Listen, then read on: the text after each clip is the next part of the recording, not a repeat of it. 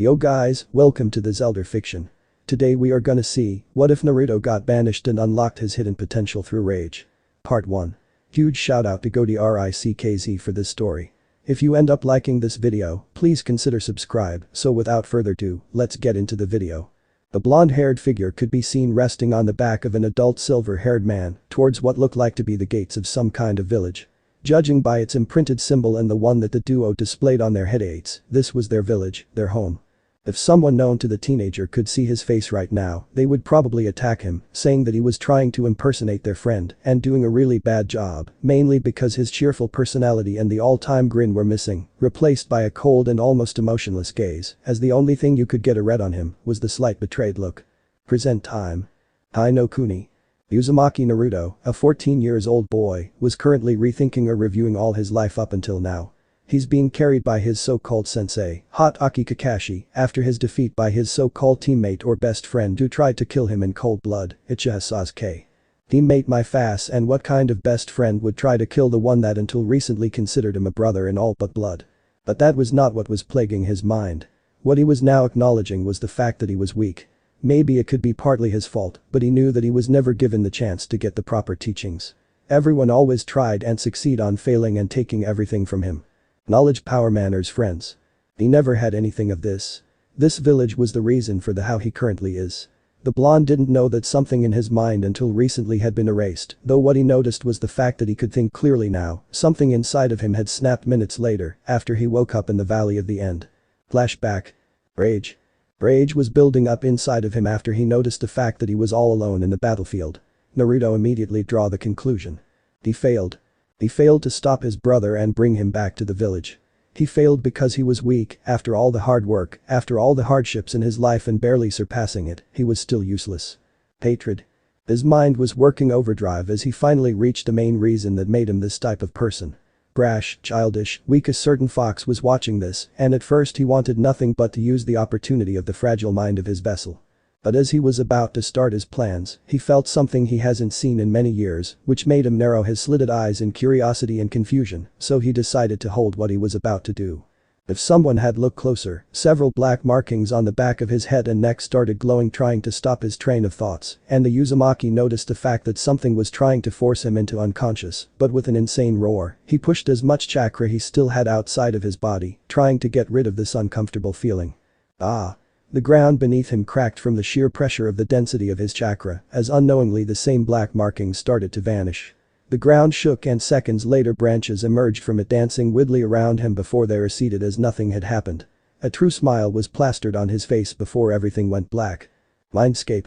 First confusion, then realization, and finally, fear. Digby saw the turmoil that his vessel was currently in. After pushing some of his corrosive chakra into his Jinchuriki during the fight, and even then watching the defeat by the hands of an Uchiha no less, the nine-tailed fox shook his head, knowing that he was probably going to die in the future because of this pathetic ninja. He knew he had to take control of his vessel's body and escape, otherwise he would never see the light of the day again.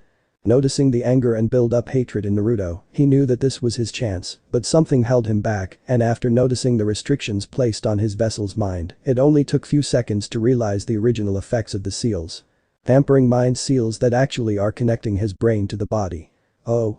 And I can also read kanjis for cessation on something related to his chakra. It's a miracle that he can actually make use or even somewhat control his chakra. I can see now why he's so immature and can't process anything for a few seconds before he goes ballistic. He got almost in heart attack as he saw the Jinchuriki unleash the remaining of his chakra, breaking the said seals out of sheer willpower, but the thing that made his heart almost stop was what emerged from the ground and the significant increase of density in his chakra as it took a purplish blue color. That's outside of Mindscape. Half an hour later, a silver-haired man reached the valley accompanied by his summoned ninkin, both looking over the destroyed battlefield in awe. He noticed the lone unconscious silhouette in the middle of the field and rushed towards him as his face contorted to regret and a shamed look as he got closer to the body. I'm sorry, sensei. Flashback end. The sensei-student duo finally reached the gates and the former immediately took in high speeds towards the hospital to get his genin recovered. He didn't notice the somber look of the blonde during the travel, nor the actual minor changes on his body, except for the slight gained weight of his student. Time skip. It's been a few days since Uzumaki Naruto got into the hospital. During this time he's been awfully quiet, which was noticed by the few visitors he got during his recovering. Senjutsu Nade, Gondaime Hokage, was one of this few visitors that took notice of this major change of her knuckled head blonde. She didn't know what was happening inside of his mind and she didn't like it one bit. She also took into account the fact that her perverted teammate hadn't visited Naruto during this whole ordeal, nor her favorite's ninja teammate, Haruno Sakura, which had irked her. She couldn't dwell more on it since someone had called for a council meeting and she immediately knew something was wrong as a bad feeling was lurking in her stomach during her way towards the room. Council meeting. Betrayal, rage, hatred, shame, sadness, regret. This were the few of the many feelings going through her mind as moisture had gathered on the side of her eyes. All the dark emotions were directly towards everyone present in the room except for a few clan heads. Tsunade finally let the threatening tears fall as she heard a bandaged old man on her side speaking the reason for all those emotions. As of now, Uzumaki Naruto is banished from Konohagakure no Sado and Hai no Kuni as it is written in this scroll stamped by the daimyo collected 2 days ago by Jiraiya-san. He will have until tomorrow by the end of the day to leave the country or he will be executed on the spot. This was unforgivable. She felt useless as with the daimyo's approval, she couldn't override the order. She didn't know what to think about this whole ordeal. Everything just went downhill. She would never get to see the person she started to see as a son, Smile, her rightful successor, her sole reason for surpassing all the fears and darkness that plagued her mind in the past, her everything. No. I have to do something. I know this bastard one-eyed freak is going to try and do something to him, but what can I do? An idea hit her, and she had to conceal a smirk that threatened to split her face before addressing the council with restrained anger. If there's nothing else, you're dismissed before I kill every one of you. After some grumbling about disrespect and pampered princesses, Tsunade immediately disappeared in a swirl of leaves towards her office to gather some stuff before the imminent talk that would surely break her heart. Time skip. At the hospital. There was a huge spike of killing intent which the whole village felt and almost made their heart stop if it hadn't receded in the next second. Naruto was furious. His blood was boiling. And if a destroyed bed from just sheer chakra was any indicator, Tsunade knew that if she didn't stop him, the blonde would make Uchiha's massacre a child's play. With a steel gaze, she spoke. I'm sorry Naruto, they went behind my back. I don't know what that asshole perverted idiot is thinking, but I'm going to beat him to the ground. You have until tomorrow, but I want you to take this scroll. It's from your mother. I don't know why your father hasn't left anything to you, not even a letter, but I hope that your mother can tell you the reason. Yes, I knew your parents, but Sarutobi-sensei said that your father's will was to let you only know of your heritage after you hit a certain age. I'm sorry. Naruto immediately stopped his urges to kill everyone at hearing the word mother. A betrayed look passed through his eyes before calming down at hearing her reasons. He snatched the scroll and after Tsunade telling him that this was a blood-sealed item, he nipped his thumb and placed it on top of the scroll, watching in fascination as the object glowed, revealing a letter. He immediately checked its content as tears were already escaping his eyes as he read the first words. Hello Sachi. First of all, I'm your mother. My name is Uzumaki Kushina, the heiress to Uchiha no Sado. Secondly, if my fears are correct and they always are, you probably lived an horrible life up until now. I know this because I was the former Jinchuriki of the Kikbi and I know the hardships that comes with it from the stories that I heard from the other villages. I'm really sorry and know that I love you, and even though you probably hate me and your team of a father, I will always love you. Your father was Namikaze Minato, the one that sealed the Kikbi inside of you. I tried to protest and take the furball with me to hell, but Minato team saw this as an opportunity to control the beast and make it Konoha's property. If I had known what type of person he actually is, I would never married him, and I really regret not noticing or ignoring the dark emotions that sometimes I felt within him. Just as of now I know that Konoha is not a safe place, there's many people with ill intentions, and you can't trust anyone other than your godmother and distant aunt Senjutsu Nade, my best friends Uchiha Mikoto and Inuzuka Tsume and my part-time students, Yuhi Kurenai, Yuzuki Yugao and Inuzuka Hana. I made a clone to take this scroll to one of them, I just hope it had enough time, or I'm afraid your life will be even more difficult. On the bottom of this scroll there's 3 seals. Your heritage and everything you need to know about the Uzumakis. The first to the left has all my knowledge including the Uzumaki's history. The one in the middle has many jutsus I gathered ranging from Kinjutsu to Fuinjutsu, and finally the last one has my sword. A relic from the Uzumaki clan that is passed generation to generation of the royal blood, and as it is, you're the only one who can wield it, the sentient sword, Kaminokari. Treat it well. There's so much more I want to tell you, but words will never be enough. I wish I could be with you and give you all the love you deserve. Always remember that I love you and I'm proud of you no matter the path you choose to take. Farewell. Uzumaki Kushina, your mother. Silence. The only thing you could hear were the sounds of tears falling on top of the scroll. So, too, Minato was one of the culprits that made my life a living hell. Konoha is full of greedy and power-hungry scums. Since I woke up in the valley, I'm able to pinpoint the chakra signatures and read the people's emotion. I guess these sensory abilities comes from the Uzumaki clan. And my thinking is a lot more clear. Maybe it was something to do with Kikbi. I need to speak with it. I need to get out of this village tonight. I can't give the satisfaction to those trashes, and then I'll make you proud, Kachan. Senjutsu Nade saw so many emotions running through his face in a span of few seconds that she couldn't count. There was recognition, betrayal, shame, anger, relief, and finally a look of determination and resolve, as you could see a small fire lit in those icy blue eyes that made her smile. She was snapped out of her thoughts as he spoke in a slight weak voice for the first time since she gave him the scroll. Thank you. The busty woman gave him a small smile, though you could still see the regret in those amber eyes of her, so he just gave her a reassuring hug and telling her he knew that nothing of what was happening was her fault. Tsunade gave him a grateful look before finishing everything she came to tell. The Senju placed one final kiss on his forehead, reminiscing the time they met as she knew what the young man was already planning, before going back to her office, as she needed a lot of sake tonight. She never noticed the dark look on Naruto's face, though even if she did, Tsunade would agree completely with him. That hero team, I'll never forgive him for using me. And Konoha, better prepare yourselves, as one day I'll show you what you've lost. That's my vow. And I'm starting right now. Hokage's office. As soon as Tsunade arrived in her office, she immediately called her personal Anbu and relayed some orders, as she was absolutely sure about her favorite genin's plan. Though, no one noticed a pure black-colored rat in the corner of the room, dissolving itself into ink as the Anbu left the room, except for a certain green flak-vested man outside of the window, who narrowed his eyes before vanishing in a plume of smoke. Time skip. In a few hours, and it was currently 2 a.m, a blonde-haired was currently hopping tree to tree, as his mind was racing through many thoughts about his future. I can't just appear outside of some village and say, hey, I'm a former genin from Konoha and wish to join you, do you accept? No way. I can't go to Sunagakure as they are Konoha's ally. Kurigakure should be in the middle of a civil war. If what Haku said was true, Iwagakure is a definite no, as I'm the bastard son, and they would just kill me. I've nothing on Kumagakure, but they are not trustworthy if their mission to kidnap and Hiko was any indicator what to do. He stopped on some random branch as an idea hit him. He decided to try it before sitting cross-legged where he stood and start his meditation. Again, he took notice on how calm he was after the incident. He was never able to sit still on the same spot more than 5 seconds, and now it was giving him so much peace that he actually wanted to make this little exercise an hobby. Finally, after 3 minutes of taking deep breaths and calming his mind, he felt a push. Mindscape. Naruto opened his mind and stood in front of the one that he wanted to meet. He just hoped that this little gamble was a good idea, as he didn't have much time. He was still on the run. Sighing, he opened his mouth to speak. Kikbi. As soon as he spoke those words, a large slitted red eye opened. Naruto noticed that now he could read the fox's emotions and was surprised by the last one. Curiosity, intrigue, and apprehension. He shook his head at this newfound abilities of his as the beast spoke a word that actually made him stop in his tracks for a second. Brat. Right, I came here to ask your opinion on what I should do or where should I go. You've got more experience, so it's probably the best course of action, even if somehow I can rationalize much better. Speaking of it, was it you that made my mind, I don't know, clearer?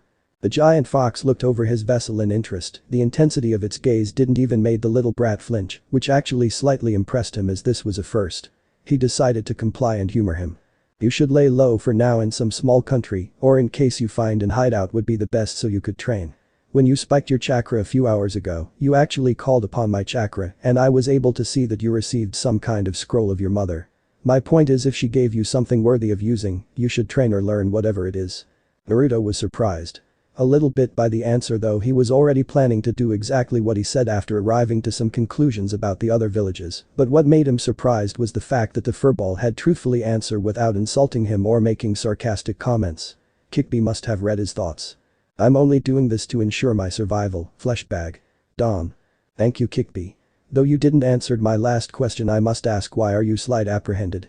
There was a surprised look on Kikbi's face as the other eye snapped open and widened a bit before speaking. Oh? He's able to read emotions now. That's the same ability as Uzumaki Mito possessed. So that little incident triggered his sensory abilities, acquiring Uzumaki's Kagura Shingen. No. He already possessed it, but those seals must have been blocking it. I see, those seals were preventing him from reaching his full potential. For showing some respect and not being the same loud idiot, I'll explain what really happened. Well, that is, if you rip a bit of the seal so I'm able to connect to your senses, thus making me able to watch the world from your eyes. Humming a bit in thought, Naruto finally conceded deal. Then listen because I won't repeat myself after you woke up. Outside Mindscape. I know Kuni few miles from Konoha. Naruto finally opened his eyes. He had been in his mindscape somewhat look like hours, but in the reality only few minutes has passed. He needed to organize his thoughts as what he had just learned was something huge, and if what the fox said was true, then he had what it takes to be the strongest shinobi in the world. But he didn't have any time to dwell on it as his senses picked up on 26 chakra signatures, 5 were really close to his position, 20 just a few meters behind, and the last of them was a bit far away behind the group and he instantly knew he wouldn't be able to outrun all of them since these were Anbu. The first group of 5 were friendly. Bachan. The second group didn't have portray any emotions. What the hell, these guys must be after me. Though it's weird, I can't read anything coming from them. The last one he recognized instantly and it made his blood boil. TSH. Not even 5 minutes later, he could sense a battle starting if the many spikes of chakra were any indicator, but it seemed some of them succeed on passing through Tsunade's Anbu. Just as he reached that conclusion he was forced to jump as multiple shurikens struck the ground where he was standing and instantly he was surrounded by 5 Anbus, which had a blank mask with a kanji for Na. The probably leader spoke. Hikbi, surrender yourself now otherwise we will use force. An impassive face was their response which kind of surprised them as it differed a lot from the reports that said this boy was brash and idiot who didn't have what it takes to be a shinobi. Though they tensed as the blonde made a crossed hand seal and they knew what was coming. Hajikage Bunshin no Jutsu. The massive plume of smoke out of thin air as 50 copies of the blonde-haired appeared. They cursed themselves for giving a moment of distraction to their opponent. The clones instantly grabbed a kunai from their pouches and took the battle head-on. The Anbus immediately took action with their respective tantos, slashing left and right and killing the clones with ease. But that was what the original Naruto wanted as he saw an opening behind one of them and with the help of his clone, a bowl compressed with pure chakra was thrusted upon the back of that Anbu. Rasengan. An explosion rocketed through the area as Naruto used the smoke created by his jutsu to hide behind a tree. That Rasengan somehow I could easily control it way better than before and if the little time my clone took to create the Rasengan was any indicator, it's like my chakra control improved tenfold, no, way more. He was snapped out of his thoughts as a chakra-enhanced punch smashed on his face, sending him crashing into another tree. Naruto cursed himself for being so distracted with his thoughts that almost got himself killed. He gazed over the 4 remaining Anbus as they leaped towards him with their tantos ready, quickly creating another clone of himself. Both went through a chain of hand seals. He was glad that he started to read some of her mother's ninjutsu scrolls. As soon as Tsunade left the hospital, the blonde inhaled a good amount of hair before releasing a huge gust towards his opponents. Ton. Tatapa. The Anbus were unprepared as they thought the brat didn't have any elemental jutsu on his arsenal and took the massive gust head-on, though it didn't do much, and that proved the inexperience on using the jutsu.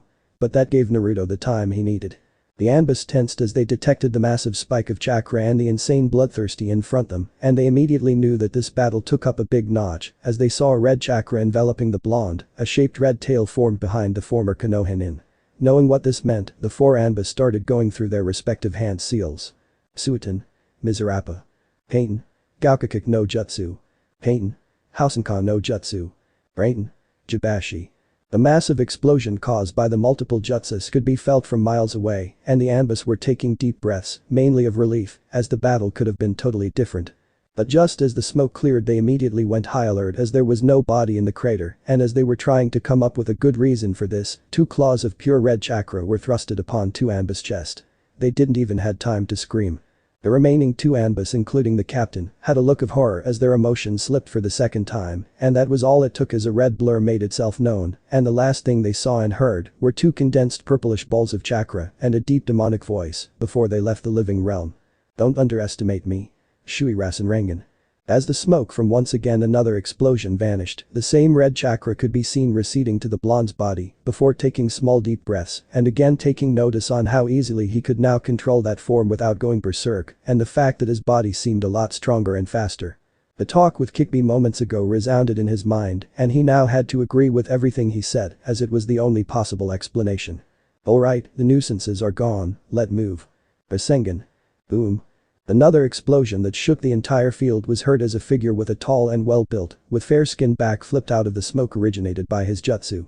He had waist-length spiky white hair that he usually ties back into a ponytail, with 2 shoulder-length bangs framing his face. There were red lines under his eyes which extended further down his face. He supported a frown on his face as he spoke. It seems your senses have improved. I guess I trained you a bit too good. Just as he finished speaking, the smoke cleared revealing a completely destroyed log indicating the use of Kawarimi. The tall man extended his senses immediately pinpointing his target behind a tree. He vanished in a blur of pure speed as another condensed ball formed on the top of the palm of his hand towards his former part-time student. Naruto was in a bad shape, although he would succeed in substituting himself at the last second, it seemed he still got injured on his left arm, rendering it useless, and would take a few minutes to regenerate it. He took a few deep breaths as his mind was working overdrive on how to escape this new big problem. He had to curse himself again for not using his new sensory abilities and the fact that he completely forgot the last person that was coming for him. Why are they coming after me? They just banished me. It makes no sense whatsoever. I see, he probably wants to seal the kickbee. TSH. He was broken out of his thoughts as his eyes detected a movement on his side. Although his eyes saw it, his body didn't comply with him and for the second time in a span of 1 week, he was feeling hopeless as he heard the man that not too long ago entered his life to make it better, shouting. Rasengan. He braced himself for the impending pain and boy, he was sure this was going to hurt. Valkyrie. Naruto heard another familiar voice followed by an all too familiar birds chirping sound before he was sent backwards from the explosion caused by the clashing of both jutsus. The Uzumaki sighed in relief as another man that just a few days ago he was cursing for not teaching him properly, saved him. Sorry, I'm late. You see, there was this black cat that crow. Thank you, Kakashi-sensei. The now named Kakashi just smiled not getting angry for the fact that his former student interrupted his awesome and believable excuse. The silver man brought his hand to the hit-8, slightly lifting it, and a second later snapped his other eye open, revealing a three-tomoed red eye and narrowing it to the spiky white-haired man in front of him. Jiraiya-sama, that's as far as you go. He gave a subtle nod to his former student who took the hint and without hesitation left the clearing towards his new home, not before saying his own sent. Farewell sensei. The man named Jiraiya frowned even deeply as he saw his target escaping before narrowing dangerously his eyes at the reason for failing what he had planned to do. Brat, I'm going to pummel you into the ground for disrespecting your superiors. Kakashi had actually a thoughtful look as he didn't remember being disrespectful, nevertheless he tensed his muscles for this fight that he knew was probably going to lose. But before they couldn't even take a step forward, a commanding voice was heard that made the white-haired pale. Enough. Both legendary shinobis, in their own right, turned their gazes towards the new voice. Hokage Samitsu Nade Haim. Time skip. Nami no Kuni. It's been a few hours since Naruto got saved by his former sensei. Although he admitted that he held some grudge for the teaching he received, the blonde was grateful that the silver-haired came right on time to save him.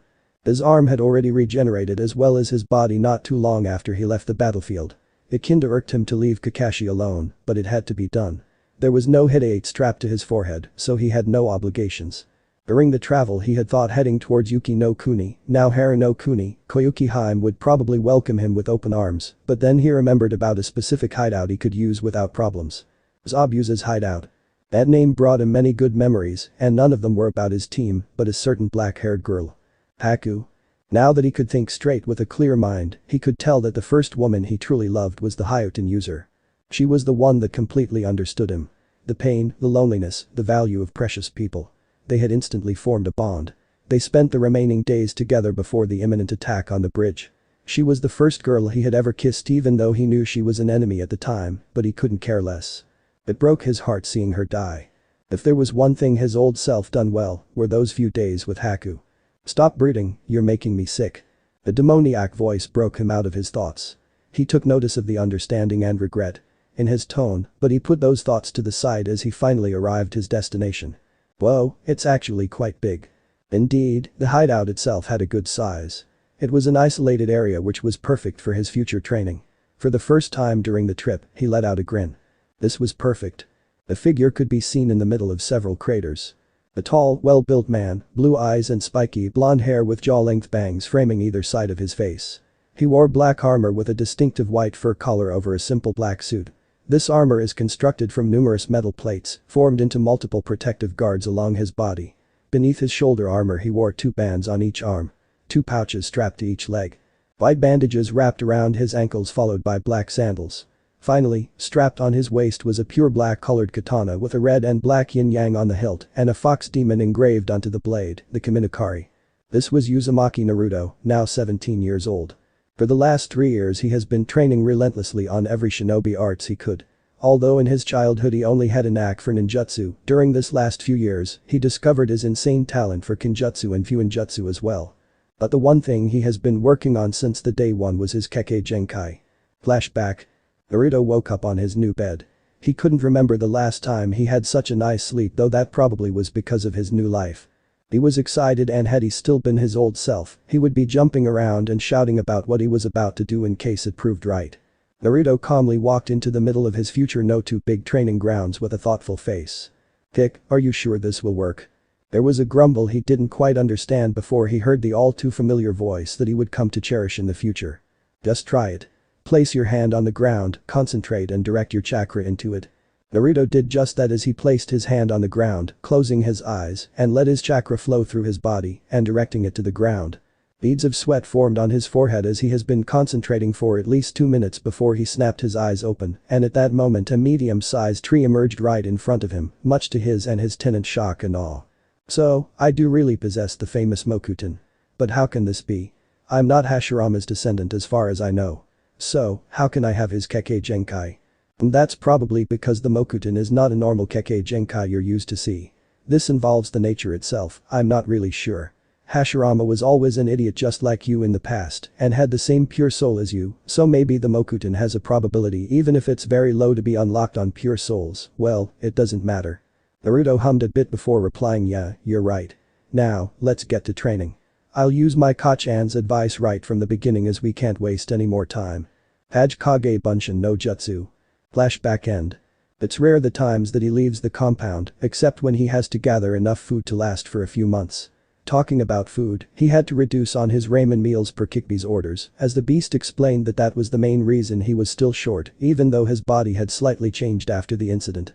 Nevertheless, he was overjoyed when he cooked different types of food and tasted almost even better than ramen. During the 6th month, the blonde went to the Zabuza and Haku's grave, and there he found the Kubikura. He decided to take it with him and use it to the best of his abilities to make Zabuza proud. It was then that he remembered the legacy left to him by his mother. The Kaminakari. Flashback.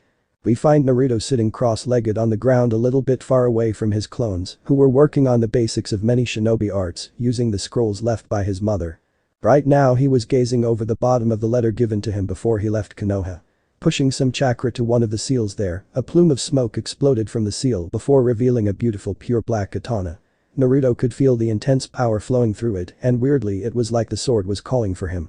Shaking his head to those thoughts, he placed his left hand over the hilt and instantly a white flash blinded his eyes before he felt some of his chakra being drained to the katana.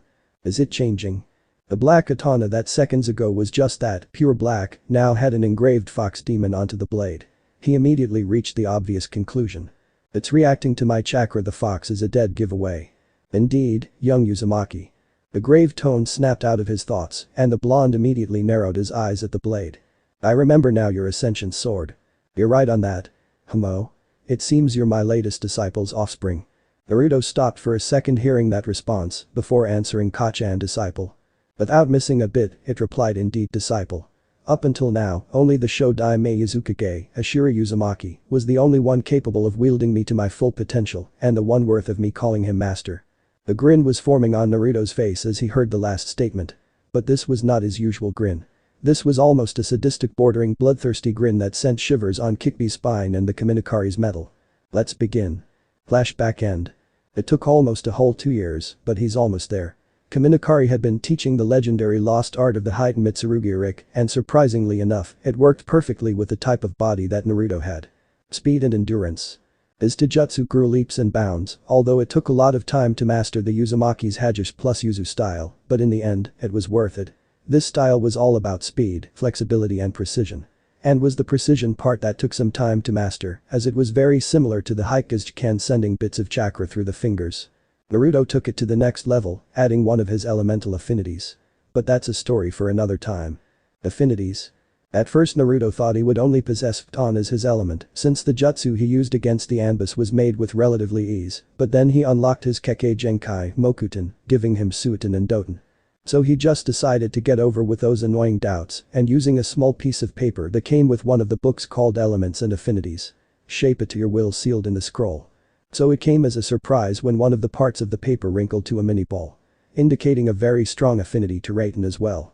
His bloodthirsty grin didn't leave his face for the rest of the day. It was during the second year of his training that he remembered something that made him curse himself, as he had totally forgot about it. Flashback. Uchiha no Jutsu. A small plume of smoke, much to Naruto's surprise, as he put quite a bit of chakra to that, revealing a short green toad with white hair styled in somewhat of a mohawk, very thick eyebrows and a small goatee. The same toad turned his surprised gaze over Naruto, and immediately his face contorted to one of sympathy. The young Uzumaki instantly read his emotions with his improved sensors and knew what was going on. "Nice to meet you, Naruto-chan. Name's Fukasaku, I'm one of the elder toads of Mount Mamboku, the toad's realm." Naruto had an impassive face, as although he could read many positive emotions coming from him, this was still Jiraiya's summons. The elder toad seemed to have read his mind as he continued.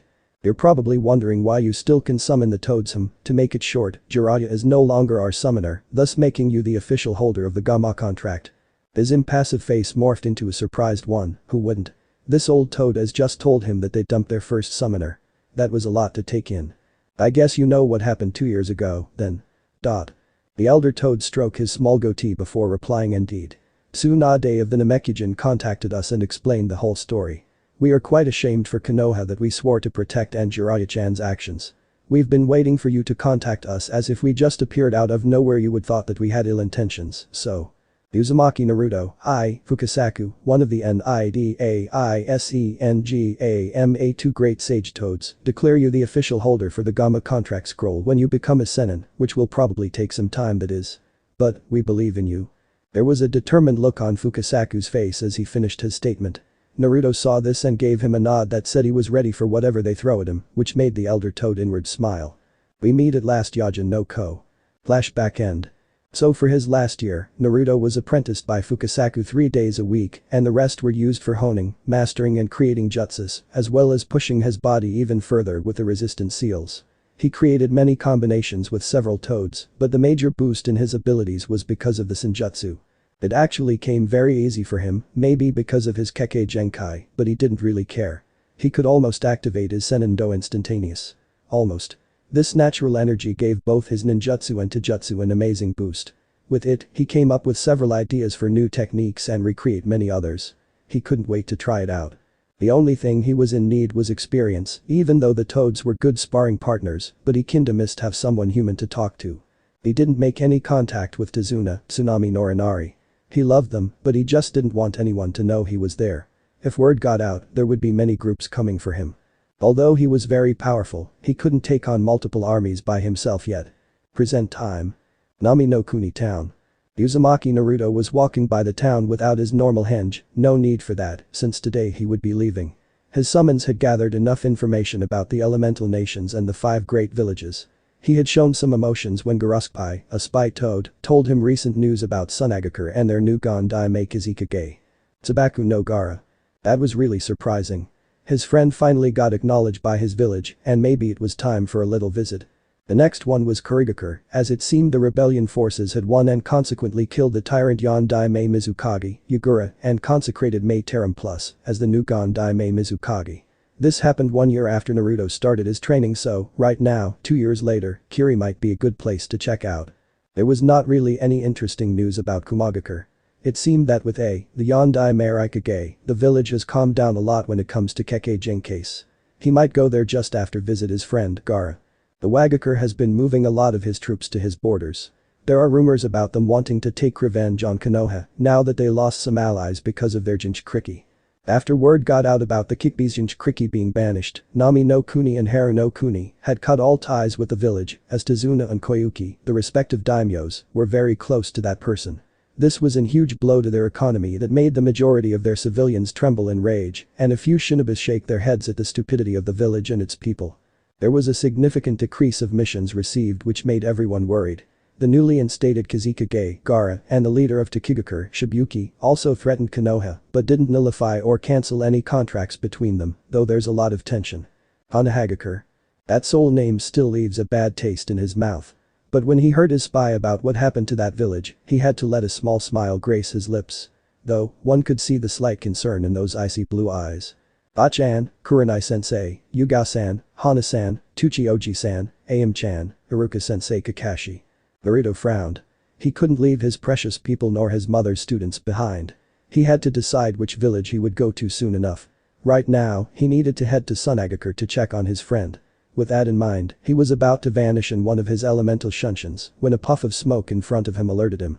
He turned his gaze towards the toad with an impassive face, waiting for it to speak, not even caring about the people that were observing this interaction in curiosity and shock, as they never heard a toad speak, though they couldn't really hear what he was saying.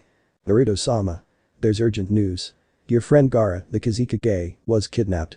Naruto immediately narrowed dangerously his icy blue eyes, and for a second the toad thought he saw small jolts of electricity dancing around, but shook his head to that before relaying the information. He was kidnapped yesterday by 2 members of the Akatsuki. They are extracting his bitch cause we speak in some kind of hideout at Kawa no Kuni. You need to move now, otherwise you will not make in time. The toad didn't have to say twice. As soon as he finished his statement, the only indicator that Naruto had already vanished was the small breeze of wind towards the land of rivers. Time skip. Kawa no Kuni hideout. 9 figures stood on top of some strange fingers. Weirdly enough, 7 of them had no bodies visible. The only thing you could make out were their eyes, and the rest was like an hologram.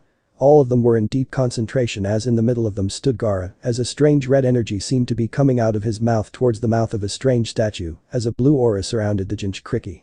One of the figures with yellow eyes snapped his eyes open, which went noticed by a pair of 4 rings-centric purple eyes and another pair of 3 tomoid red eyes. He finally spoke. We've got company. None of them showed any visible reaction, so he continued. 3 Konoha teams coming. Probably to rescue the Kazekage. The purple-eyed spoke for the first time. Who did they send? Maybe we can extract some information on the Jinchuriki's whereabouts. Uvinyazuka Kiba, Haruno Sakura led by Itachi Kakashi and Chio of Sunagakur. Rock Lee, Haikaniji and Tenten led by Mido Gai. And finally, Yuhi Kurenai and Yuzuki Yugao. They still have quite some distance between each other, so the last 2 teams are probably backup. The Rinnegan wielder hummed a bit in thought before relaying his orders. That's quite a group they sent. Kisame and Itachi lend some chakra to Zetsu and stop Itachi and Gai's team. Kakuzu do the same and stall some time for us. If you are able to, kill them. His response were several nods before they followed their leader's plan. Few miles from the hideout. Kakashi, Sakura, Kiba and Chio been running non-stop as Akamaru had got Gaara's scent, so they couldn't waste any more time before it was too late. But before they could move forward to their destiny, a familiar face made Kakashi immediately tense, instantly ordering for his team to come to an halt. Hello Kakashi-san, it's been a while. Itachi. Few miles behind. Team 9 of Konoha were running at high speeds towards their destination. Cocoon, Kakashi's ninkin, had told them where they were heading some hours ago, and the team all agreed to up their speeds to get to them the fastest as possible. But before they could go any further, Haikaniji suddenly stopped, making his team do the same as his Byakugan detected an individual with a monstrous amount of chakra. Oh, we meet again, Green Beast. There's no one to interrupt us now, nah. You? Ito, who are you? Few miles to the side. Kurenai and Yugao been moving at a decent pace. They were supposed to meet with Team Guy first, but it seems they picked up the speed much to their concern, as that only meant they were late. Any further thoughts were stopped as a figure shimmered in front of them.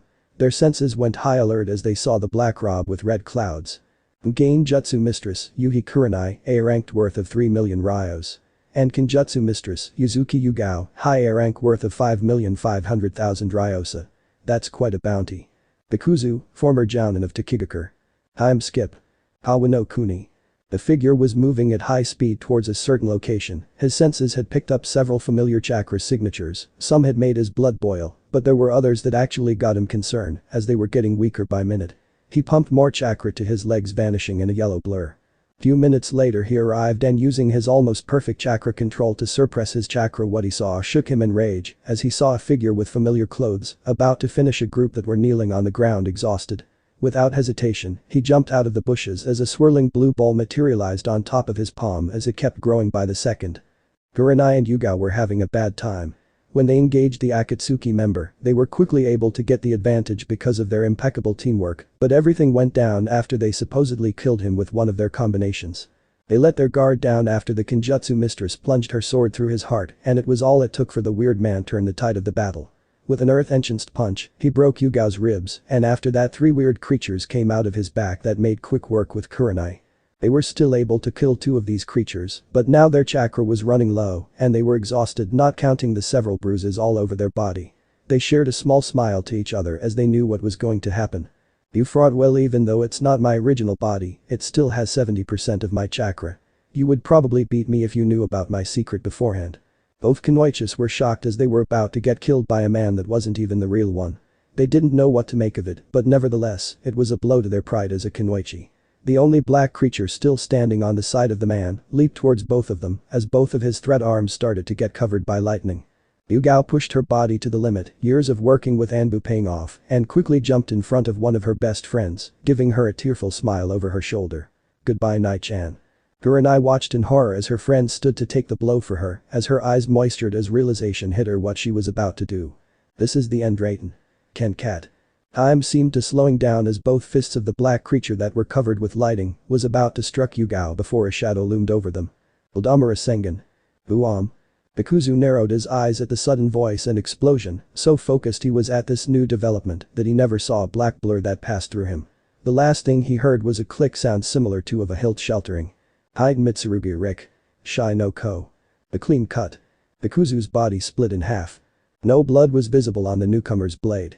Yugao and Kurenai watched in shock and awe as they watched this man saving them at the last second, both of them sighed in relief, but their eyes widened at the familiar but deeper voice.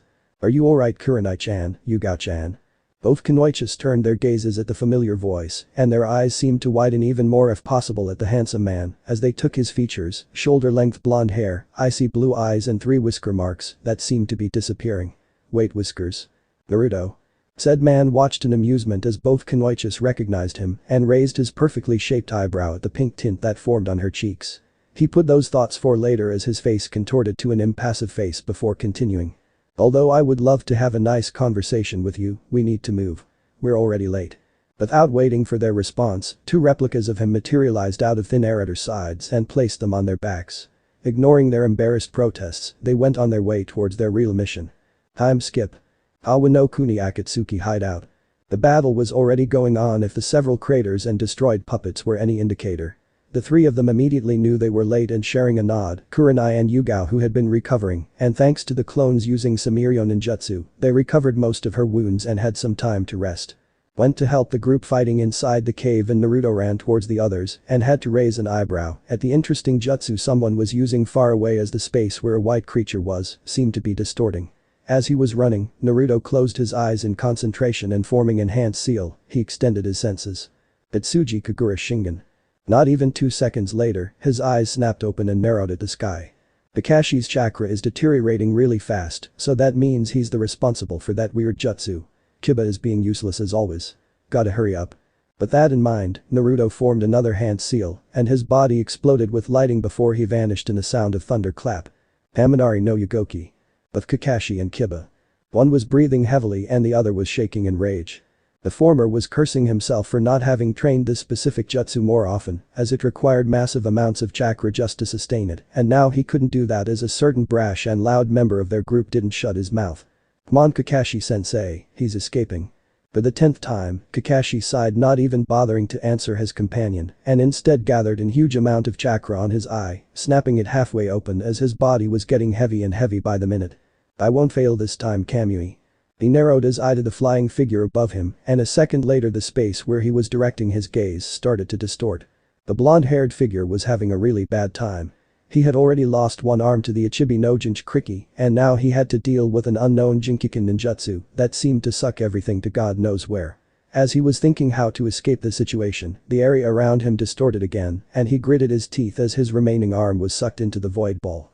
So concentrated he was on trying to endure the sudden pain and loss of his second and last arm that he missed another figure rotating himself with his partner. His eyes widened as his senses skyrocketed and he forced his body to jump as what looked like a tornado destroyed his dragon clay. Datsuka. It all happened too fast. In a second he was on top of his beautiful clay art and in the other he was falling from it. Maneuvering his body, he landed on a random branch, watching the brown-haired boy clawing the head of what once was his dragon that contained the dead Jinchuriki. He narrowed his eyes behind the boy where the main problem really was. That kid isn't that good, the real problem is Kakashi. I would never expect someone with such ocular prowess with a Sharingan just like Itachi. He ignored the rant and empty threats of the boy as a smile formed on his lips. I can play with you another day, kid. My job is done. Jana. Oh no, you won't ska. It was actually quite fast and he didn't have enough time to escape, but after seeing that move so many times it was easy to follow the movement. And he was not a member of Akatsuki for nothing. Enhancing his leg with Doton chakra, he timed the exact moment to thrust a powerful kick onto the jutsu's weakness. Right in the middle of the rotation. Hiba ignored the shouts of Kakashi and spun violently his body towards his opponent, not even caring about the leg movement of the Akatsuki member, he would destroy him. But before they could clash with each other, Kakashi widened his red eye as he picked up a ridiculous fast blur, intercepting the foot and the spinning boy with his bare chakra-enhanced hands. The newcomer ignored the surprised and shocked looks of them before pushing Raiden chakra through his left hand that had stopped the foot and watched and amused at the cries of pain of the blonde-haired before grabbing the other boy and jumped to where a familiar silver-haired was as his mind was racing miles per second. My sensory abilities picked up the build-up of Doton chakra, that's why it was so effective. Raiden must be his weakness overall. He just picked up the wrong guy, oh well. Naruto trashed the boy he was holding on the branch and he immediately had to sidestep a punch from the same person and had to wince at the high-pitched voice. You idiot. Who the hell do you think you are? Arkansas dead last. Oh joy, now I can kill you demon. Hiba was about to leap towards Naruto again when a strong grip caught his shoulders, he turned around to shout again when his eyes met with the stern and dangerous gaze of a red eye. You will stop right now as we still have something to deal with. The Inyazuka wanted to protest, but the narrowed eyes of his sensei made him think otherwise. The Chunin huffed in annoyance before turning his gaze towards the Akatsuki member who locked eyes with the person that had injured him. Blonde hair, blue eyes, is that whisker mark stats? Kikbijinch Kriki, you've been hiding for quite some time now. I would love to show you my art right now, but it seems the leader is calling me, You will die today, Deidara. Naruto narrowed his icy blue eyes as the now-named Deidara started to chew the remaining of his clay, and his eyes widened at the build-up on chakra and immediately knew what he was trying to do. Deidara's body started to expand as inwardly he was smirking, as with this jutsu, he might even be able to defeat the Kikbijinch Kriki and get revenge for what he'd done just moments ago. But before he couldn't think further, an electric blade shaper spear was thrusted into his chest and he could only blink as his jutsu stopped in that instant. Dodori eyes him. Kakashi, Kiba and Deidara widened their eyes in shock, awe and fear at the high level of elemental shape transformation. Especially the former as he had a shocked but proud look on his face, that's a variation of my Chidori. It didn't stop there as his free hand went through a chain of hand seals before gritting his teeth at the level of difficulty of his next action. Above the Akatsuki member, moisture in the air was being gathered and 2 seconds later it started to take shape of several water needles. With a grunt, they were lunged and thrusted into several parts of Deidara's body, who could only scream in pain as some of the water needles made contact with the lighting spear, sending even higher jolts through his body. Sensetsu Sushim. Naruto cancelled his jutsu as he observed the damage of both of his techniques. This was quite strong combination. He came up in the last second, he absently nodded at the result, and if the twitching body of Deidara was any indicator, it was quite effective. He was about to move to finish off the poor Akatsuki member when his sensors picked up another chakra signature and not a second later the area around the laid down Deidara distorted and a swirling vortex made itself known before an unknown figure came out of it. Naruto narrowed his eyes at the orange mask with a lone hole and his eyes widened as a 3-tomoed Sharingan seemed to be glaring at him. But before he could think further he heard a loud growl inside of him. It's him. He's the flesh bag that controlled me when you were born. Naruto had to force down the Kikbi's chakra that was trying to come out of him. The Uzumaki narrowed dangerously his eyes as the atmosphere seemed to drop several degrees and electricity started to dance around his eyes. The newcomer finally spoke in a grave tone. Kikbijinch Kriki been quite a pain in the ass to find you. You became quite strong in 3 years though, you should just surrender yours. The lightning-fast kunai cut his statement, but just as it was about to plunge on his head, the same kunai just passed through him. Naruto widened a bit his eyes at that as his mind started to work overdrive. What the hell was that? An afterimage? No, I noticed the slight buildup of chakra on his eyes, so it's related to that teleportation he just used when he appeared out of nowhere. And that Jiken ninjutsu looked awfully like the one Kakashi-sensei used. That means it's a Sharingan-based jutsu. Who are you? The masked man gazed in amusement at the impassive face of the Jinch Kriki. He hummed a bit before replying. I go by many names. Some call me Toby. Years ago though I was called the Uchiha no Murei, the ghost of the Uchiha. Naruto and Kakashi widened his eyes in shock as realization hit them. Yes, I'm the co-founder of Konohagakure no Sado, Uchiha Madara. Inside of Naruto a raging fox was swirling dangerously his tails, but he momentarily stopped at that proclamation. He's lying. Indeed what he says about being Uchiha is true and that foul chakra is the same as him, but no way he's the bastard he's proclaiming to be. The Kikbijinch Kriki was in a turmoil as he was trying to decipher this mystery. After a few seconds he decided to save that new information his tenant gave him, as he didn't want to anyone know about him and the Fox friendship, before addressing the man called Toby. "What do you want?" The proclaimed Madara noticed the lack of fear of the blonde-haired. He disregarded that observation as nothing before replying. "It's still too early to know. Be prepared as we will be coming for you, Uzumaki Naruto." And just as he finished that statement, the area around him distorted again, and with Madara on his shoulders, a swirling vortex enveloped them before disappearing just like that. Naruto narrowed his eyes as their signature just vanished out of his senses. Not even his Kagura Shingen could detect where did he go. That just proves that technique is indeed a Jinken ninjutsu, and a dangerous one too. It surpasses the Hiraishin. I really need to finish it if I want to easily counter that. The Kubikura wielder, not that they knew, turned his gaze towards the Konoha ninjas and with a sigh, he said. "Alright, let's go." With two nods, though one reluctant, they left the clearing with Gaara towards the other group. On their way, Kakashi focused on the man that was carrying him on the back, trying to bepize the events that just occurred. "You've grown well, Naruto." Time skip. Hawano Kuni Unknown Hill. The travel was uneventful, but as soon as they made contact with the other Konoha group, Naruto was immediately aware of the many glares and few apologetic looks towards him. Though he didn't care and promptly ignored when a certain pink-haired banshee shouted at him, instead he just stayed a little behind the group where Kurenai and Yuga were. They had explained what happened during the battle with Sasori. Firstly, the battle was going badly for the Konoha plus Chiyo group, but as soon as they joined them, it immediately turned the tide, and they eventually were able to defeat and kill the Kugutsu master. Though, it was a pain in the ass as Sakura kept doing mistakes after mistakes that almost killed Chiyo. The Chunin Kunoichi was still very inexperienced in the battlefield, even though she got a little stronger. She's been trying to replicate Tsunade's monster strength, but she's still far from mastering it. The teen tried to get the Hokage to apprentice her, but was unsuccessful every time, and always got the same answer: "I don't want to deal with weak fangirls who, instead of taking their career seriously, are still dreaming about their knight armor boy." Sakura was smart enough to know what she meant and would always find herself plunged into a wall after the shouts of "Nonsense, old hags, love and Sasuke-kun." So now we find Naruto, Yugao, Kurenai and now Kakashi and Haikiniji watching a little away from the rest of the group, plus the now arrived Tsunanins, as Chiyo started executing a kinjutsu created by herself on Gaara, and the Uzumaki had to narrow his eyes as he could pick up the degradation of the elder's chakra coils as realization came upon him. "She's sacrificing herself, I see." Such type of kinjutsu had to have its repercussions. Judging from his friend's reaction seconds later, they already came to the same conclusion. And with heavy heart, Naruto closed his eyes as if praying for the old woman. "Hope you find happiness in the afterlife, Chiyo-ba-san." At the Hokage's office, a busty blonde woman was looking over the report given to her by Hot Aki Kakashi and trying to come to his senses as the look of shock still hadn't left her face since the group that was sent to rescue the Kazekage left.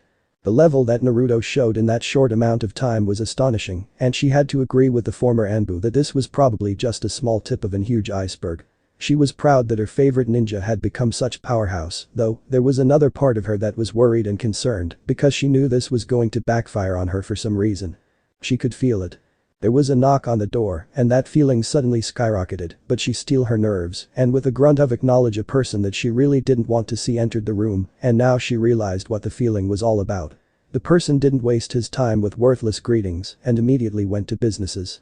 "Tsunade, I've got some interesting reports about the Kikbizunj Kriki. What are you planning to do now that he finally came out of hiding?" Meanwhile, Kurenai's apartment. After giving the report about the mission, Kurenai went all the way to look out for some people and gather them at her apartment, and this was an important assignment given to her and Yugao by Naruto himself. Sitting on her multiple couches were Yuzuki Yugao, Inuzuka Hana, Inuzuka Tsume, Yumino Iruka, Ichiraku Am, Ichiraku Tuji, Mitarashi Anko and Hot Aki Kakashi. Although Anko wasn't supposed to be here, she didn't want her friend be left behind on this matter. The life that she had to endure during the last years and being one of her best friends had made the decision to bring her as well easy enough. Kakashi was another matter. After both mistresses found out about how the man showed favoritism towards the Uchiha, neglecting Naruto and Sakura in the process, they became furious at the lazy Jounin. But Naruto told them to not hold a grudge towards him and that even though he was angry, he wanted to give an opportunity to the copycat after a short confrontation between them in private before they left Sunagakure. They were surprised when he actually arrived in time, though they had an idea that was because the gray-haired knew that it was because of Naruto. Both Kunoichis stood in front of the group with a serious face, showing that this was indeed urgent, and Anko, seeing this, had to suppress the urge to laugh at their faces and making any funny comment. They finally addressed them, Kurenai being the first to speak. Thank you all for coming at such short notice and sorry for the troubles it could cause in your business, Tuji-san, AM-san. Said people just nodded as the red-eyed Jounin continued. In our last mission, we came across Naruto. Kurenai and Yugao watched the various emotions running through the eyes of the group, except for Anko who had a curious look and Kakashi who just nodded in agreement. The purple-haired Anbu took over. We can go on to details later on, but first we want to know what are your thoughts about Konoha. Being the loud mouth of the group, Anko let her thoughts about the topic be known. You already know what I think about the village, or rather the villagers. Being Orochimaru's student dictated my fate, and I'm already aware that I won't be happy if I remain here. Everyone gave her sympathetic looks before Kakashi spoke. I failed Naruto. Although I knew that you was sensei's son, I let the feeling that I should train Obito's kin get over my head.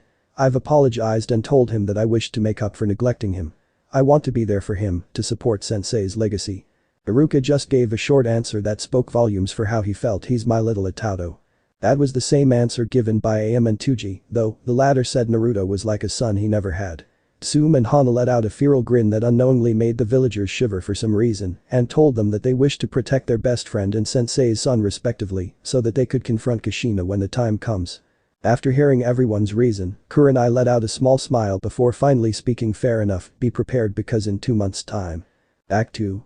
Hokage's office. Ansem Shimura. One of the elders of Konoha. Tsunade knew right there and then that she was playing on dangerous grounds. This was a man that worked in the shadows. Though, she wasn't Hokage for nothing. First of all, you'll address me by Hokage-sama, Danzum-san. Secondly, Uzumaki Naruto is none of your damn business, though I'll answer nevertheless. We will not do anything. He was banished, and it was you who went all the way to get the daimyo to support your decision. So, why should I care now that Naruto finally decided to show himself? The now revealed Danzum gripped his cane for a second, which made Tsunade inwardly smirk before replying without any emotions. Nevertheless, we should get him back as my report stated a significant increase of his power. You probably know by now an organization that goes by the name Akatsuki who will capture every single Jinchuriki.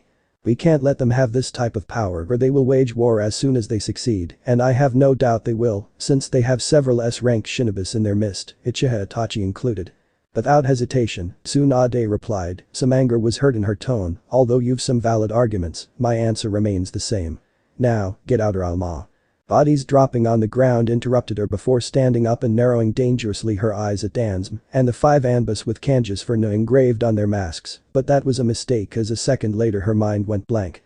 The last thing she saw was a furiously spinning blood-red eye with a certain design before letting out one last thought. Naruto. Kodomatsukami. The root leader gazed over the emotionless face of Senju Tsunade, just as how he planned to. This was a dangerous technique, but that's the main reason why he stole this eye. He was able to invade the woman's mind and control it. The only side effect is that he can only fully control one person at a time because he wasn't an Uchiha, nor did he possess both Shisui's eyes. He knew he couldn't just manipulate her using his eye since she had a strong mind, but if he unleashed all the power he could muster, he would succeed. And this was the proof, but by doing so, Danzum would not be able to use his Dijutsu special ability for the next 5 years, but by then he estimated that the Hokage's position would be at his grace, plus he just had to wait that span of time to use it again on the Jinchuriki when his root or any of the captures Team Tsunade would send, capture and imprison him. The bandaged man turned his gaze over his subordinates and spoke erase these Anbu's memories and summon Jiraiya. After a choruses of hi, Danzo-sama, he turned now to the emotionless Tsunade and ordered organize some teams to capture the Jinchuriki. Failure is not an option. If there's anyone who tries to protest or rebel, inform me and I'll resolve it by my own hands. He didn't wait for her reply as he turned around and left the room calmly as he came, though there was a very rare victorious and dark smirk plastered on his face. We can finally start to plan Konoha's revolution. Konoha will finally be at the top of the foods chain soon and conquer everything. I should contact that damn snake so we can start our alliance. Time skip. Haminari no Kuni. Been roughly 2 weeks since Naruto departed from Sunagakure. During that time he had received many reports from his toads about a certain village. Konoha. If his toads were right, there was a significant change in their demeanor. Many of their troops were moving to the borders, and this small information made him surprised and suspicious at the same time. What's Bachan thinking? He had to make contact with the people he swore to protect to know what was going on, as this surprising move was going to make him approach wherever he went more cautious. He didn't know their intentions and so, that's why he was currently moving towards Kumagakure to spend there some time and lay low to get some information first from his summons, and then wait for Kurenai, Yugao and all the others' response. This is weird. Didn't Kurenai spoke with her and Shizune-chan? Or is this her answer to what I was planning? What he didn't know was that neither Kurenai nor Yugao had the time to speak with Tsunade, as when they had gathered with everyone, Tsunade and Shizune were at a council meeting, so they just brushed it off and thought to confront her the next day, knowing their Hokage's temper and antics of drinking sake after each meeting. Nevertheless, Naruto kept running at a decent pace before suddenly halt as his senses went full alert thanks to an high spike of demonic chakra. He narrowed his eyes at the direction he felt it coming from as he heard an all too familiar voice from his mind. No doubt, that's Han no Kabum or Nibi's chakra. I know that she never was a bloodthirsty bitch like many of us, so there's something wrong. We need to move. Naruto didn't need to be said twice as he pumped chakra to his legs and vanished in a blur of speed towards the location. His anger started to build up inside of him as one of his kins were probably in danger. Jolts of electricity started to dance around his icy blue eyes as he forced himself to move even faster. Let me be in time. Meanwhile, Haminari no Kuni unknown town. Naiujido, Nibi's Kriki, was having a bad day. It all started when she had to accept a mission that the damn council demanded of her. She knew they hated her, but since she was only a jounin and said mission had the stamp of the Raikage, she reluctantly accepted. But as soon as she got into the location to retrieve some important scroll that supposedly contained some major informations about the other villages, she knew something was wrong. The empty town was a dead giveaway. And her suspicions were right, and if it wasn't for her decent sensory abilities, she would have been practically dead or impaled by a scythe out of nowhere. The blonde woman had always cherished her relationship with her bitch, although she was kinda of weird and a pervert, she was family. Ichido knew on that moment that the stamp was probably a fake one as Yondai Marikage, would never sell her like that. But she couldn't dwell more on it as she was about to have the fight of her life if the power that at least one of the two mans in front of her was giving out. She was proven right after a long battle she was forced to unleash the full power of her bitch, and after lunging a powerful bijgama that obliterated half of the empty town, she was surprised by the fact that one of them had still survived, and not only that, he seemed relatively fine.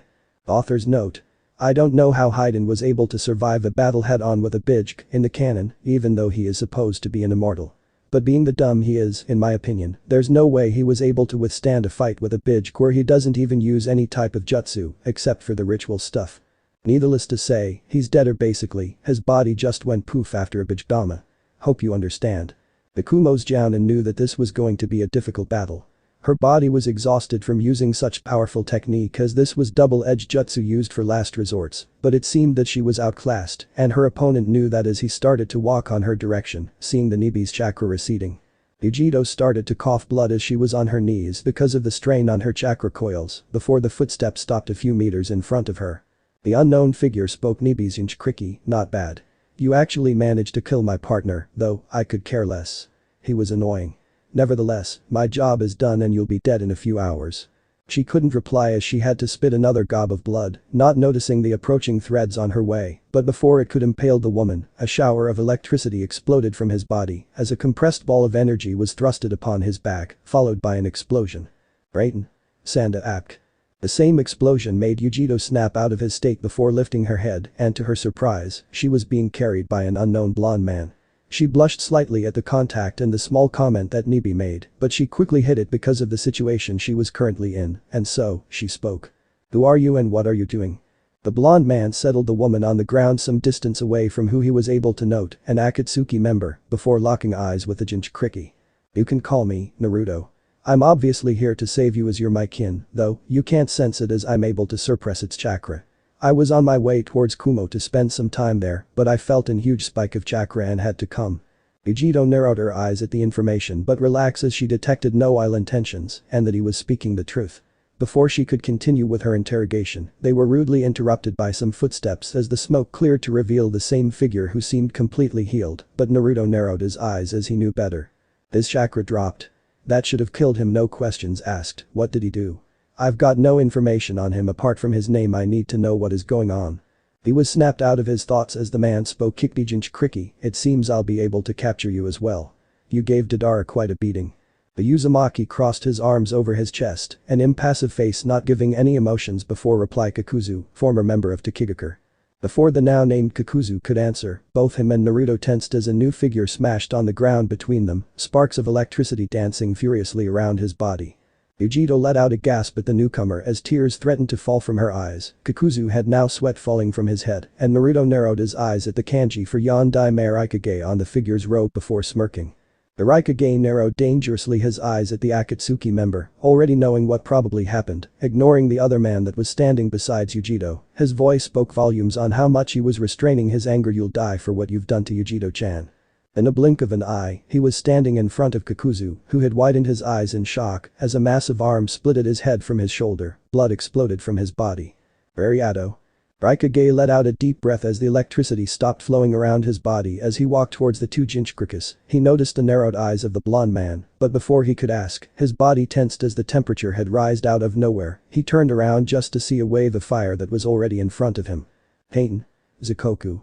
Naruto clapped his hands as moisture gathered around the Raikage before a wall of water materialized out of thin air, standing protectively as the fire smashed against it, creating a good amount of steam.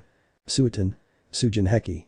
Both Raikage and Kakuzu portrayed shocked looks at the unseen high level of Suiton Sensenju Tabarama, and that was the reason the latter didn't even try to follow up with some attack, as his mind was racing at this new information. He knew he was outclassed. He might have been able to take on the Raikage with some luck, but he had to acknowledge this was a bit too much. But before he could plan for an escape, as he only had 2 hearts remaining, one being taken by the earlier Bijgama, as he had to sacrifice one of the little creatures he had to escape, and the other 2 from the Raikage and the Kikbi's Jinchuriki. A sinister laugh was heard around them before a figure emerged from the ground. "Fukuku Naruto-kun, you sure have grown up." It seems following the sudden spike of chakra led to an interesting turn of events. Let's see if the reports from Dansma are actually real. Maybe have the brat as a bargain ship to get something from that idiotic man. Jolts of electricity started to dance around his blue eyes as he heard that voice, and his body seemed to tense slightly as anger started to build up hearing that familiar voice. "Hito team." There was a slight twitch on Orochimaru's eyebrow at the familiar nickname given by his former teammate, Jiraiya, before cackling in amusement. Being able to attain and use that type of level of Suiton. He licked his lips before continuing. "I'll be sure to experiment on that little body of yours. Though, I doubt you're at Sasuke-kun's level. You'll never be." The Sannin expected to rile up the former Konoha's genin, as he knew how sore the subject of Sasuke was to the young Uzumaki, and that's why he had a surprised look when he just let out a full-blown laugh. "Ahahaha, that's rich of you. I couldn't care less for your little boy's toy. Though, you're right in one thing." Orochimaru raised an eyebrow at that. "Oh? And what's th?"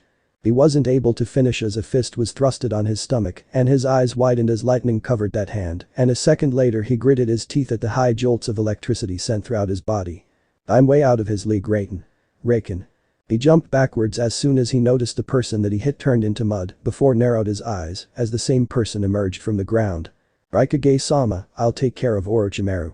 The Raikage wasn't given any time to reply as the blonde man just seemed to disappear, leaving an after image that shimmered a second later and disappear, shocking the Kumo's leader who had now his own thoughts. His natural speed is so high that he's able to leave an after image. "Not even I can do that without my Raten no Yoroi." Heh, and if the similarities are not just a coincidence, it seems I'll have another rival in terms of speed. Stopping his train of thoughts, his body exploded in sparks of electricity before vanishing from his spot towards a now two-hearted Kakuzu who had tried to escape in the middle of the talk. Few miles away. Naruto and Orochimaru were trading blows with each other, though they were just a blur. The latter was gritting his teeth in anger as he was a damn Sannin and he was being outclassed by a brat. Not even his Sasuke could match him, much less getting the upper hand. He decided to take it up a notch before departing from the Uzumaki and blurring through hand seals and breathing in huge gust of wind towards the Jinchuriki before spitting out of his mouth his prized katana, the Kusanagi no Tsurugi. "Ton. Tatapa." Naruto watched in boredom and without any hand seals and taking a deep breath, he released the same jutsu, cancelling each other. His senses skyrocketed and he instantly ducked as a metal almost decapitated him, and using the momentum he slammed his hands on the ground, and a second later the ground turned into a mud river that took Orochimaru by surprise, not expecting a fourth elemental affinity, sweeping him off his feet and carrying him down the stream. Oten. Doric Taiga. He didn't even notice 2 sealess Kage Bunshins appear out of thin air as the clone and the original speeding through their own hand seals as an earth dragon-shaped head emerged from the mud, spitting several mud balls towards the Sannin and the original, releasing many compressed balls of wind. Oten. Duriken Fton. Renkton. Flashbacks of his fight with Sarutobi flashed through his head as anger started to build up on him, and that was the reason he didn't dodge such combination. Orochimaru opened his mouth, spitting out a fresh and unscathed Orochimaru, who now had a scowl on his face. "Insolent brat, I'm going to enjoy experiment on you. And only then, I can give you to Dansm. That pathetic man thought he could manipulate me, but I'll play along for now, that is Kukuku." The Sannin was about to call his sword, who was now stuck to the mud, but then a shocked look followed by narrowed eyes in anger was displayed on his face as he noticed one of the clones going through a single hand seal and placing a hand over the Kusanagi. Kenjutsu. Shoikenkai. Several scribblings engraved itself on the katana before simply vanishing, and as soon as the several kanjis disappeared, the clone sealed the sword in one of his scrolls and giving it to the original, who now had a huge smirk on his face before addressing the raging man. "So, you thought that the legendary Kusanagi no Tsurugi would just simply be yours after using a simple ownership seal? How pathetic." Orochimaru, not being able to restrain his anger, roared, "You fool. Forget what I said, I'm just going to rip you to shreds, to hell with Dansm. I'm going to destroy you." Naruto raised an eyebrow at the statement, especially when he referred to Dansm as pieces of a big puzzle started to come together, but he had to put those thoughts for later as he saw the familiar hand seals. The blonde man immediately went through the same ones before both mans biting their thumbs and slamming their hands on the ground, both roaring in unison. Uchiha no Jutsu. Two huge plumes of smokes exploded in the area before two massive familiar animals stood in front of each other. Orochimaru, even though blinded with hatred, had to raise an eyebrow as he saw the toad in front of him. "How can you summon the toads, you damn brat? You should not be able to after you got banished from Konoha." His response was in huge smoke that was blown out of the massive toad's mouth, who was the first to speak. "Oh? Would you look at that, today I get to roast a snake, right Manda-chan? Though, instead of Jiraiya it will be Naruto. HN, let's see how much the runt has grown." The large purple snake hissed at the insult before replying, "Team, I'm gonna eat you for what happened last time." Naruto, having enough about the little chit-chat, ordered his summon Bunta, "Give me oil." Bunta actually widened his eyes before his stomach bulged and a second later spit out a stream of oil towards the snake. Naruto grabbed a piece of paper and using his chakra as a medium, he started to moving his index finger in random directions as a blue chakra kanji for fire engraved itself on the paper before it released a massive flamethrower which combined with the oil, igniting it and amplifying his power by many folds. Kenjutsu. Hai no Bakuhatsu Kaiten. Gameu Enden. Orochimaru was eye-wide as he hasn't seen that type of kenjutsu ever.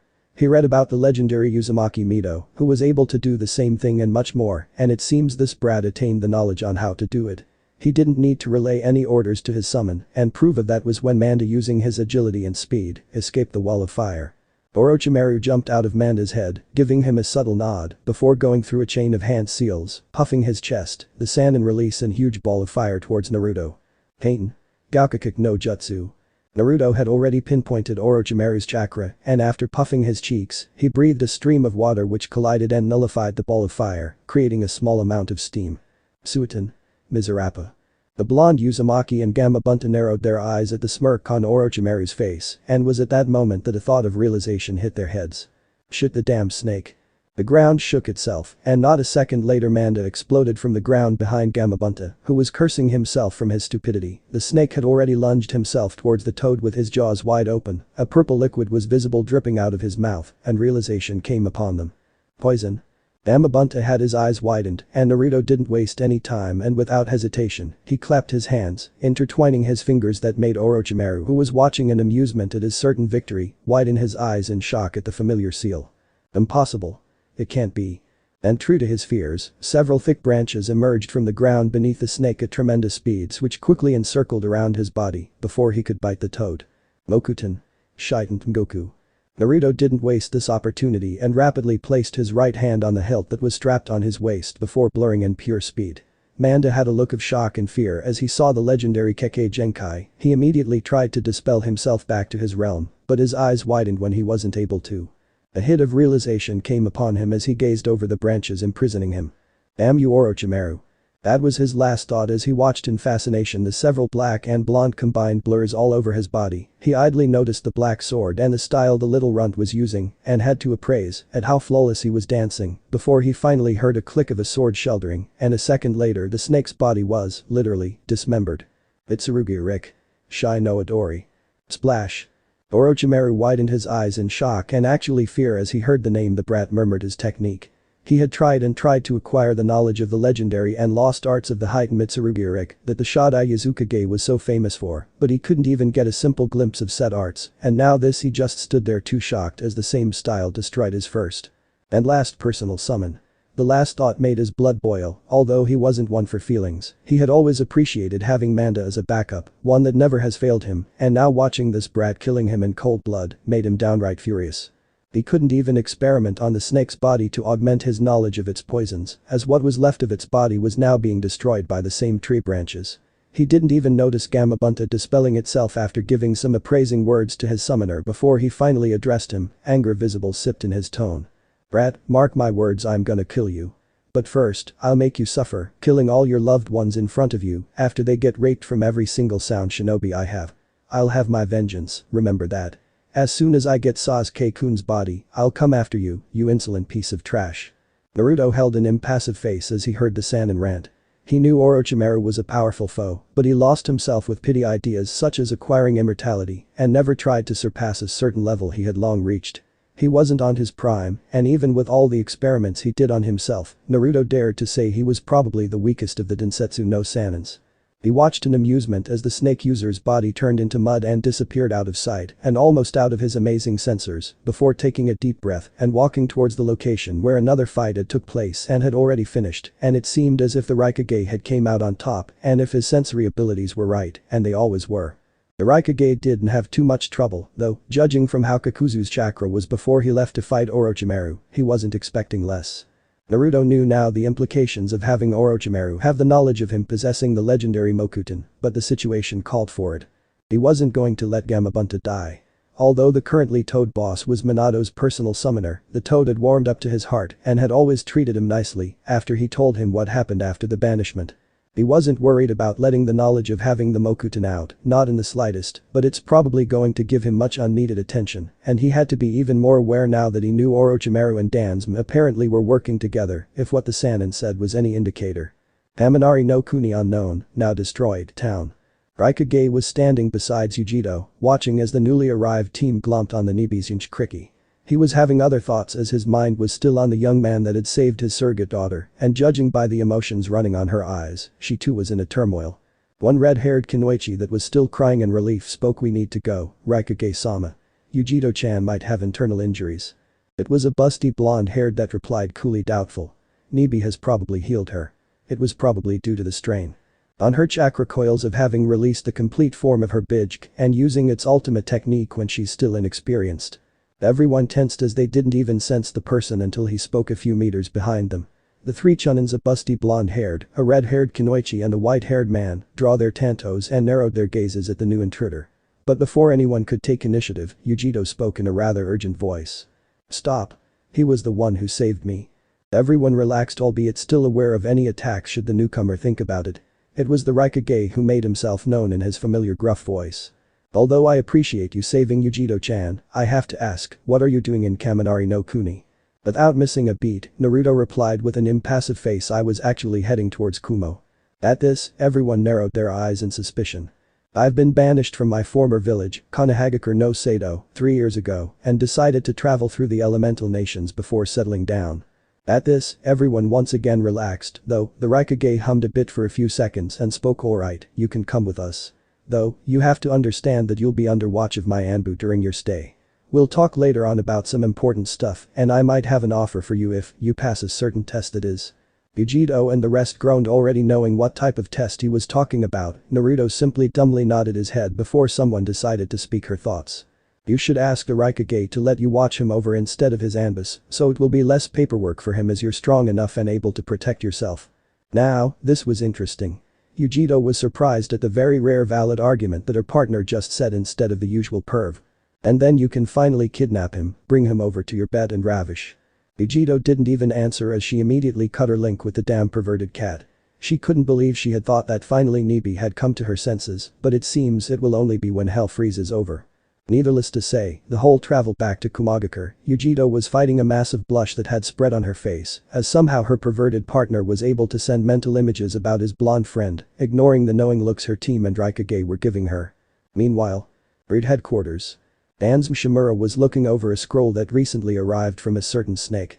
As he read through the contents, the only emotion visible on his face were the slight widen in his eyes before in an act of rage and using photon manipulation, ripped the letter to shreds.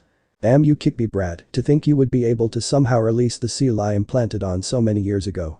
TSH, I knew I should have imprinted a loyalty seal as well, but that damn toad sage had to stop me saying that the old useless monkey would have noticed it at some point.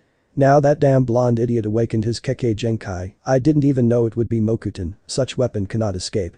The old warhawk tapped his chin in thought as his mind raced through several dark scenarios before letting out an evil smirk.